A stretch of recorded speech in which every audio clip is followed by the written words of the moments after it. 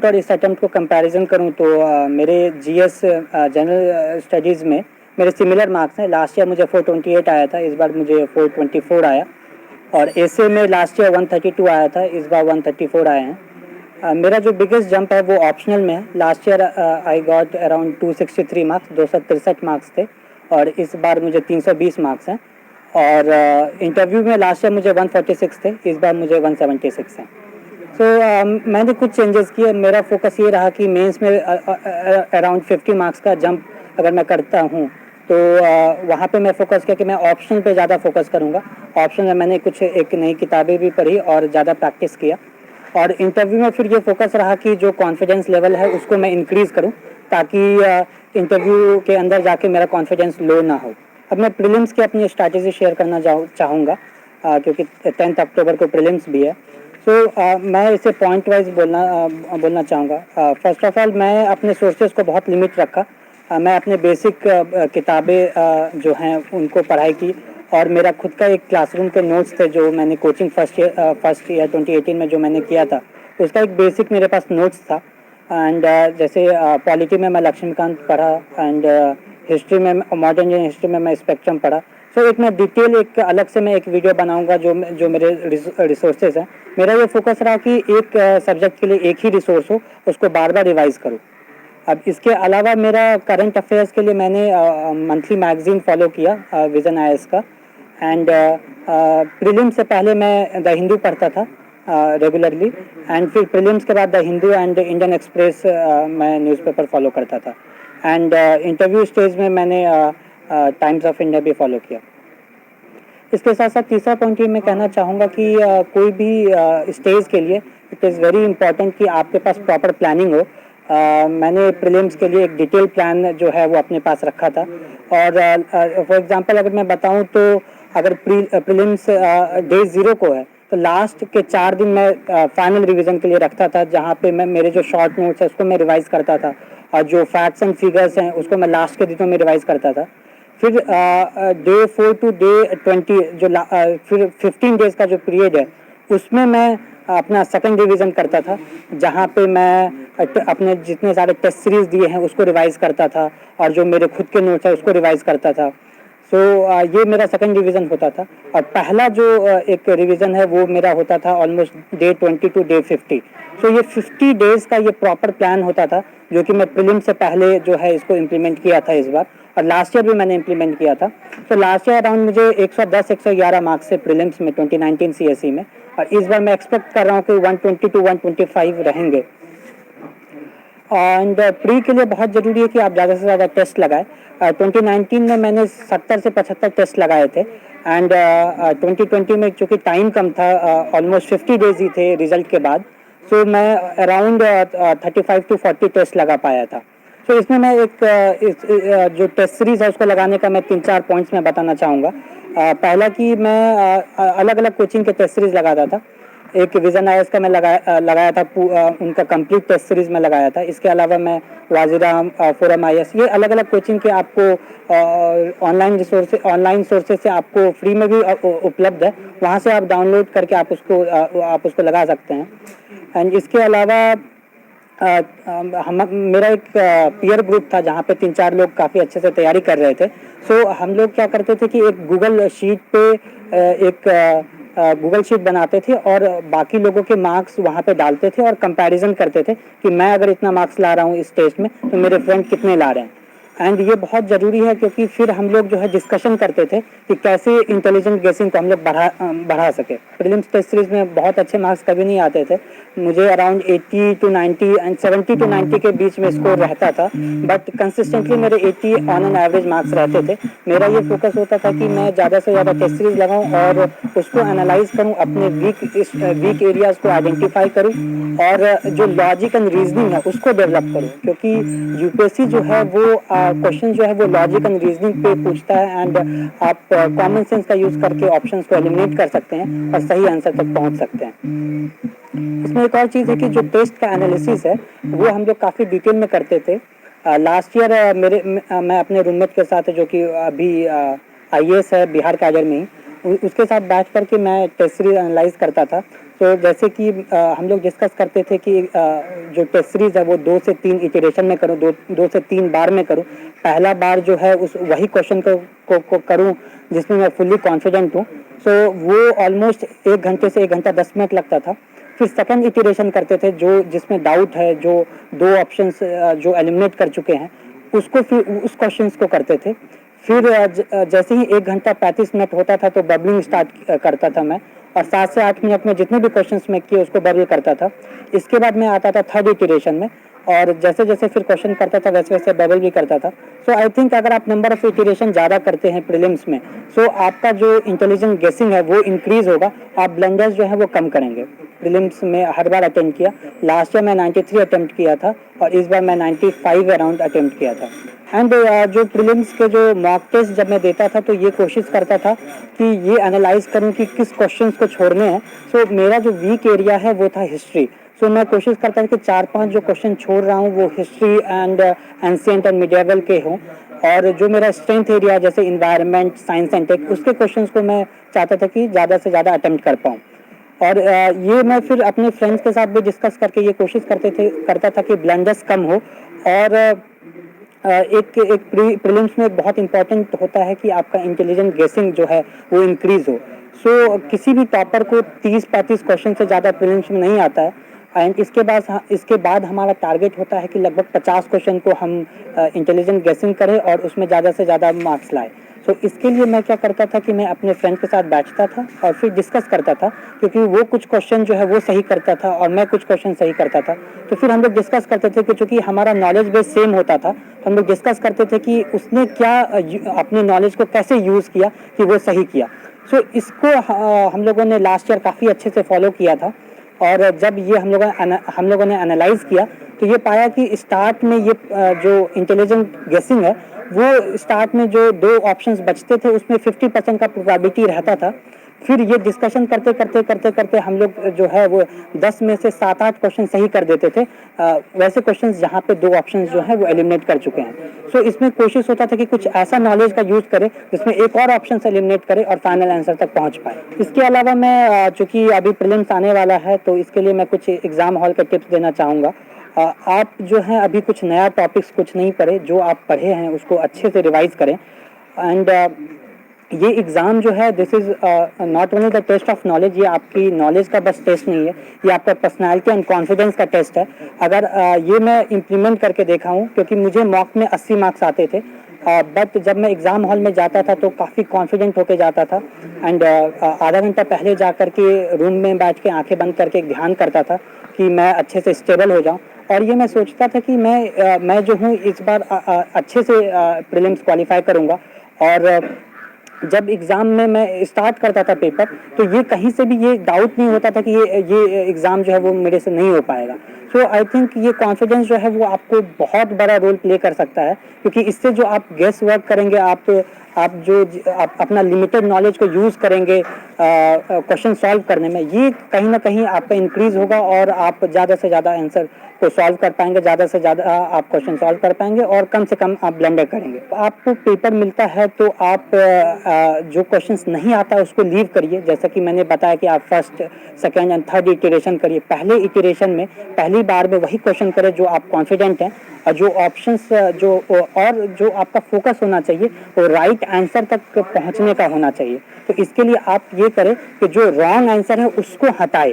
तो मेरा ये कोशिश होता था कि जो 4 ऑप्शंस हैं उसमें से जो सबसे खराब ऑप्शंस है उसको मैं पहले हटाता था, रादर देन जो सही ऑप्शन है उसको टिक करने के बजाय। तो 3 ऑप्शंस को मैं हटाता था तो फाइनल आंसर अपने आप पहुंच जाता था।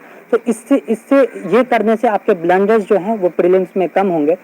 और मैं अलग अलग पेन भी यूज़ करता था ताकि प्रीलिम्स में खास करके ताकि मैं जब सेकंड इटरेशन में आऊँ तो मैं उस क्वेश्चंस को आइडेंटिफाई कर पाऊँ जिसको मुझे देखना है।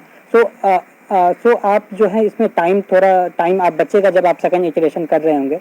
इसके साथ साथ जब ये मैं बताना चाहता हूँ कि लास्ट ईयर प्रीलिम्स में लास्ट के 10 मिनट में ऑलमोस्ट 30 क्वेश्चंस मेरे बचे हुए थे। इवन तो मैं पहली बार उसको नहीं पढ़ रहा था, सेकंड इटरेशन में मैं उसको सॉल्व कर रहा था। सो उस समय आपका जो कामनेस है, आपका कॉन्फिडेंस जो है वो बहुत बड़ा रोल प्ले करता है, क्योंकि 30 क्वेश्चन 10 मिनट में करना हो, मैं एक बार उसको पढ़ चुका हूँ तो एक मन में ये होना चाहिए कि आप 20 सेकंड में एक वापस से उस क्वेश्चन को कर सकते हैं। तो इस कॉन्फिडेंस के साथ मैंने उसको अटेम्प्ट किया और जल्दीबाजी नहीं की कि लास्ट में 5 मिनट बचा है तो मैं जल्दी जल्दी क्वेश्चन कर दूं। मैं उसको आराम से सॉल्व किया और इस वजह से जो है वो मेरे प्री के जो मार्क्स हैं, मैं फॉरेस्ट सर्विस के लिए भी क्वालिफाई हुआ था एंड प्री के मार्क्स जो है वो 120 प्लस उम्मीद है कि रहना चाहिए। प्री का पेपर टफ आता है तो ये आप बिलीव करिए कि ये सबके लिए टफ है। तो उस समय आपको ये अपने पे कॉन्फिडेंस रहना चाहिए और जो भी आप पढ़े हैं, जो भी आप इतने 1 साल में पढ़े हैं, उस पर आप कॉन्फिडेंस रहें और ये समझिए कि आप ज़रूर इस एग्ज़ाम को क्वालिफाई कर सकते हैं। प्रीलिम्स में एक बहुत इंपॉर्टेंट रोल प्ले करता है इटिमोलॉजी का। जो कोई भी वर्ड जो है प्री के जो क्वेश्चन आए हैं वो वर्ड का कुछ मतलब होता है। सो एग्ज़ाम में ऐसे काफ़ी क्वेश्चन होंगे जिसका आपको कोई आइडिया नहीं होगा, बट उसके वर्ड्स को आप ब्रेक करके आप फाइनल आंसर तक पहुंच सकते हैं। फॉर एग्जांपल अभी मुझे कोई क्वेश्चन याद नहीं आ रहा 2020 का, बट 2018 में या 17 में क्वेश्चन था एम स्ट्रिप्स करके। सो वहाँ पे जो स्ट्रिप्स हैं वो जो है वो उससे पता चल रहा है कि ये टाइगर से रिलेटेड कुछ है। सो इस टाइप का इटिमोलॉजी का यूज़ करें और इसके लिए आप यूट्यूब पे एक सर हैं रैंक 17 2018 के, रैंक 17 आई थिंक, तो उसका एक वीडियो यूट्यूब पे है, वो आप फॉलो कर सकते हैं। प्रीलिम्स में ये बहुत ज़रूरी है कि आपका नॉलेज बेस जो है वो आप ज़्यादा से ज़्यादा पढ़े, वाइड हो थोड़ा।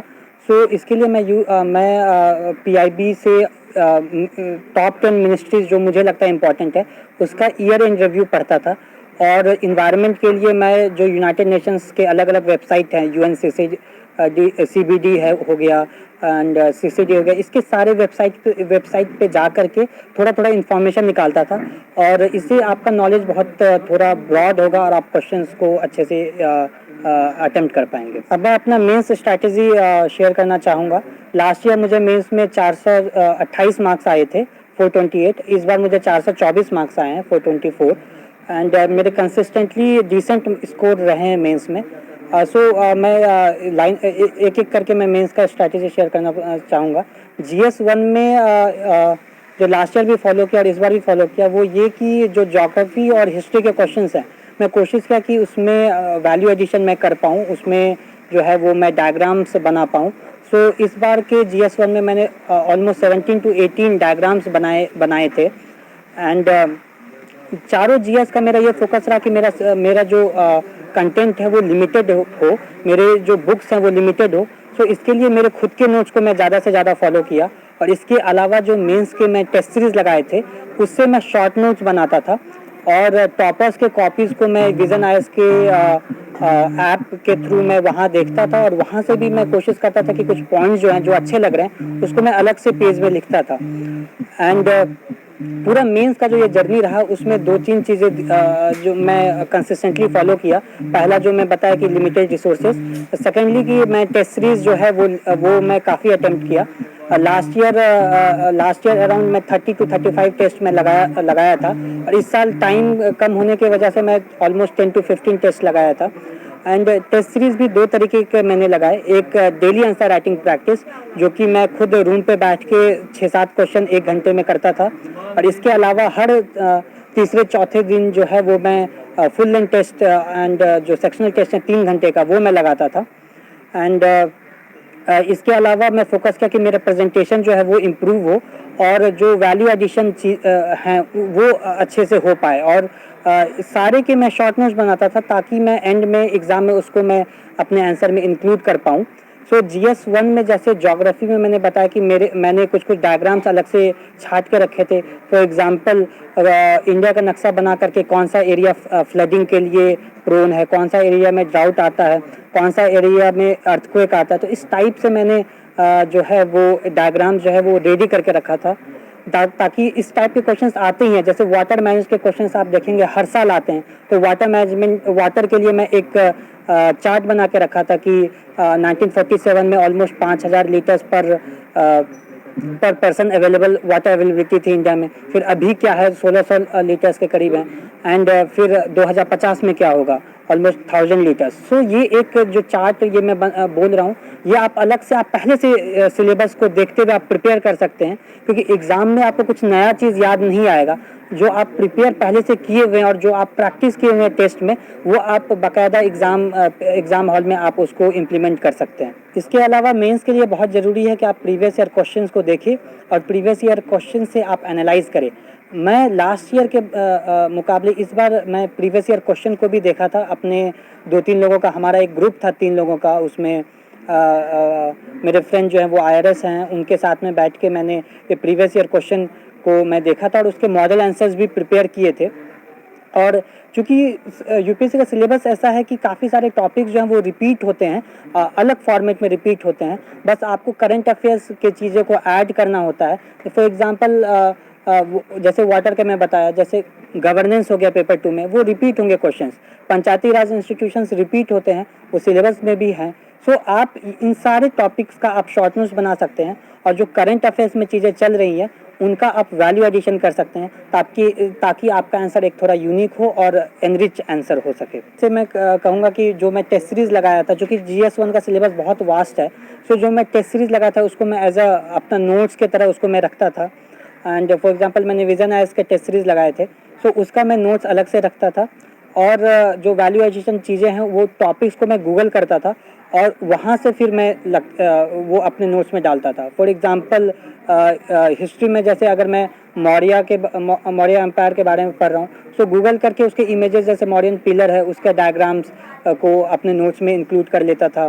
बुद्धिज़्म जैनिज़्म से रिलेटेड कोई डायग्राम्स हैं तो उसको इंक्लूड कर लेता था कि बुद्धिज़्म जैनिज़्म के कहाँ कहाँ साइट्स हैं इंडिया में। सो अगर बुद्धिज़्म जैनिज़्म का कोई क्वेश्चन आया तो इंडिया का नक्शा बना करके कहाँ कहाँ इंपॉर्टेंट साइट्स हैं उसको मैं दिखा देता था। GS2 में मैंने वैल्यू एडिशन के लिए जो सुप्रीम कोर्ट के जजमेंट्स हैं उसको मैं अपने आंसर्स में इंक्लूड करता था। इसके साथ साथ काफ़ी ज़्यादा रिसर्च पेपर्स आते हैं, जैसे नीति आयोग का डॉक्यूमेंट है स्ट्रैटेजी फॉर न्यू इंडिया @75, उसको मैं थॉरली पढ़ा और वहाँ से नोट्स बनाए और उसके भी फिर शॉर्ट नोट्स बना करके उसको मैं एज अ पॉइंट यूज़ करता था कि एजुकेशन में जो है वो ऐसा होना चाहिए as suggested by NITI Aayog in its document strategy for new India @75। सो जब आप ये वैल्यू एडिशन करेंगे तो ये आपको बाकी और सब कॉपी से आपको आधा 1 मार्क्स करके आपको हर क्वेश्चन में एक्स्ट्रा मिलेगा और जब आप ओवरऑल देखेंगे तो हर पेपर में आप 10 से 15 मार्क्स इंक्रीज़ कर सकते हैं और ओवरऑल आप 60-70 मार्क्स जो है वो जीएस में इससे आप इंक्रीज़ कर सकते हैं। GS3 के लिए मेरा बेस मेरा जो था वो सेम ही था, मेरे खुद के नोट्स थे। इसके अलावा मैंने टेस्ट सीरीज़ लगाए और जो वैल्यू एडिशन है उसमें मैंने ग्राफ्स का यूज़ किया और ये जो ग्राफ्स हैं वो आप बजट और इकोनॉमिक सर्वे से ला सकते हैं। काफ़ी वहाँ पे ग्राफ्स रहेंगे तो आपको बस ये करना है कि आपको 10 ग्राफ जो हैं 10 से 15 ग्राफ को अलग से सेपरेटली लिख लेना है।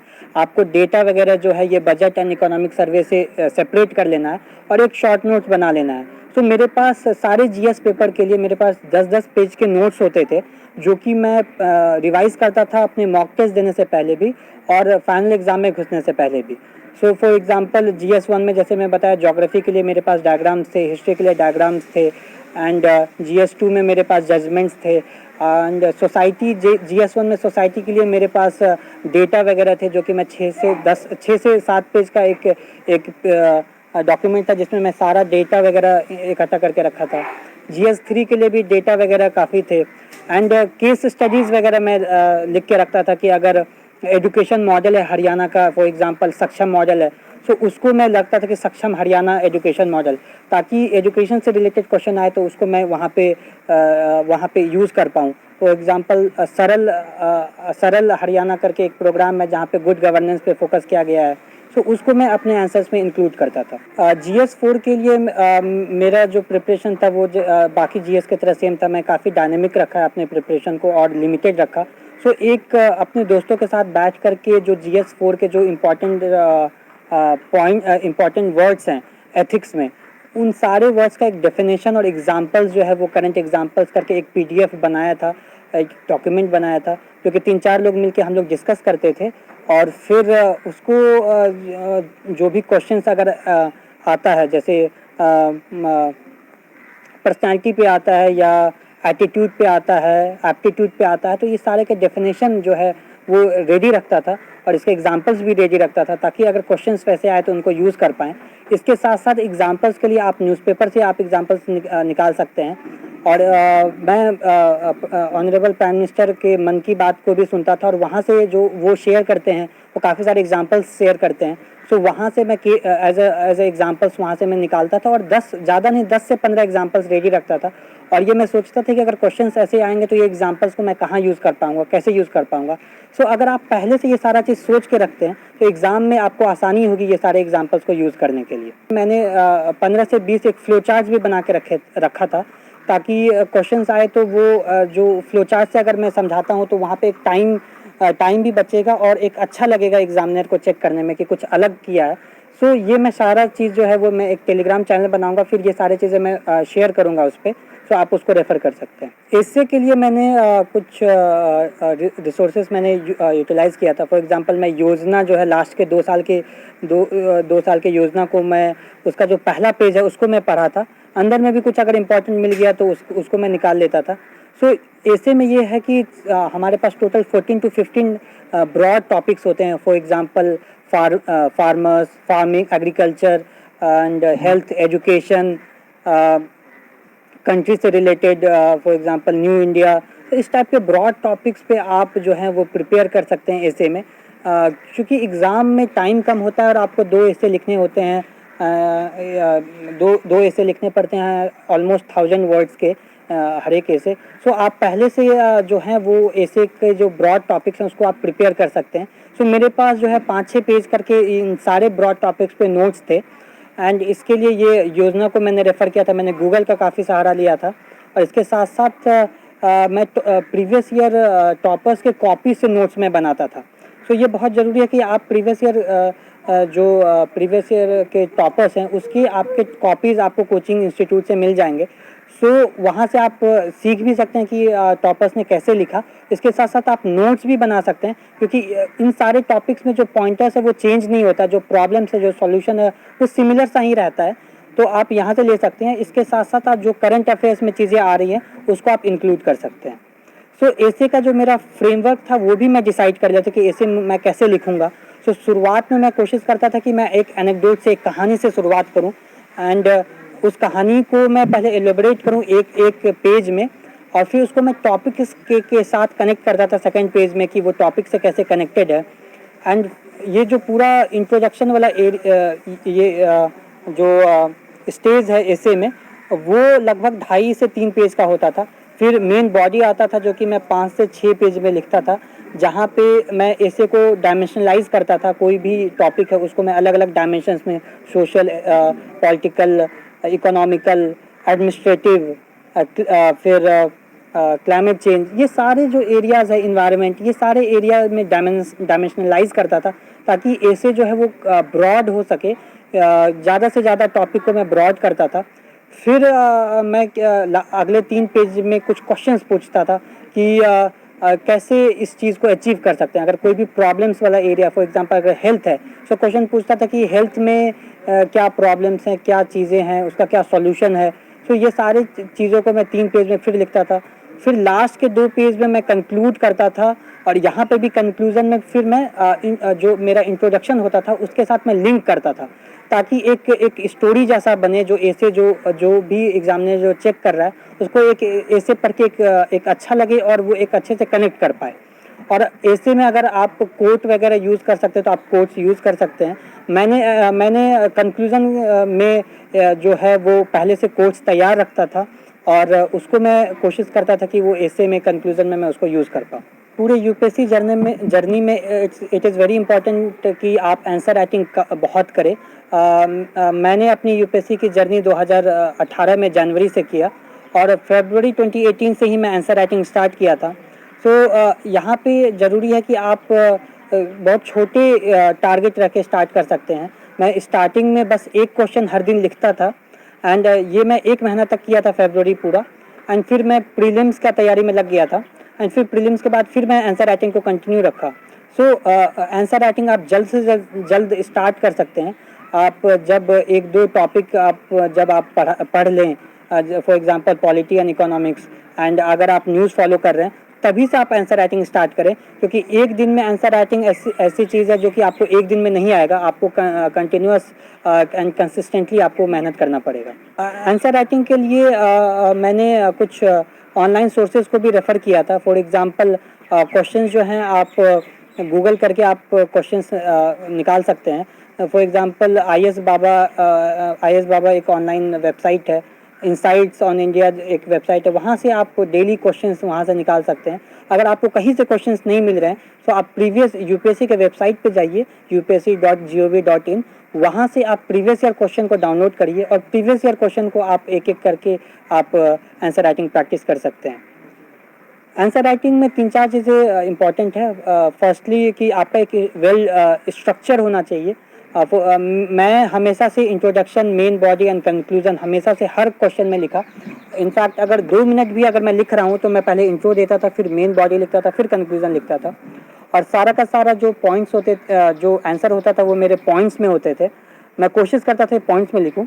कभी कभी जो GS 4 एंड GS 2 के क्वेश्चंस होते हैं वो काफ़ी एनालिटिकल होते हैं, तो वहाँ पे आप पैराग्राफ फॉर्म में शिफ्ट कर सकते हैं। लेकिन यहाँ पे भी आपको ध्यान देने का ज़रूरत है कि आपका जो पैराग्राफ हो 3-4 मैक्सिमम 5 लाइन से ज़्यादा नहीं होना चाहिए। सो आप अगर आप पैराग्राफ में लिखते हैं तो फ्रिक्वेंट पैराग्राफ चेंज करिए। अगर आप पॉइंट्स में लिखते हैं तो आपके पॉइंट्स जो हैं वो 3-4 लाइन से ज़्यादा के नहीं होने चाहिए। एंड सेकेंडली मैं फोकस करता था कि अगर 10 मार्कर क्वेश्चंस हैं सो उसको मैं 2 भाग में डिवाइड करता था, एंड 15 मार्कर के क्वेश्चंस को मैं 3 सब क्वेश्चंस में डिवाइड करता था।